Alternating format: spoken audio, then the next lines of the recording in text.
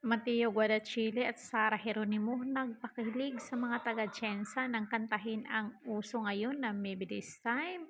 Napasayaw din ang mag-asawa at talaga namang nag nagtitilian at naghihiyawan ang fans ng dalawa at lumabas nga ito sa stage si Mateo para isayaw niya itong kanyang misis. So mga marites, bago kayo mag-comment dyan, panoorin yung video to hanggang dulo para alam nyo talaga ang totoo.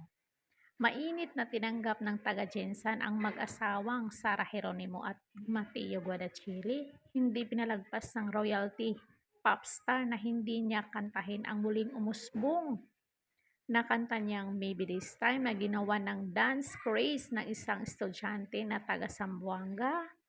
Malapit lang to sa Jensan. Inulit ni Sara ang kanta para naman daw sabayan siya ng audience at biglang lumabas itong si Mateo sa stage at sumayaw habang kumakanta ang misis niya. Wow, napaka-sweet naman talaga at alam nyo guys, nakakatuwa kasi supportive itong si Mateo sa kanyang asawa.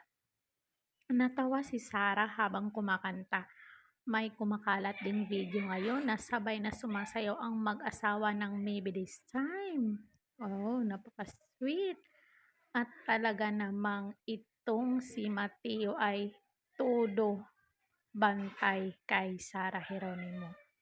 Hindi lang todo bantay, very supportive talaga siya kay Sara Geronimo. Makikita natin na mahal talaga niya ang kanyang asawa.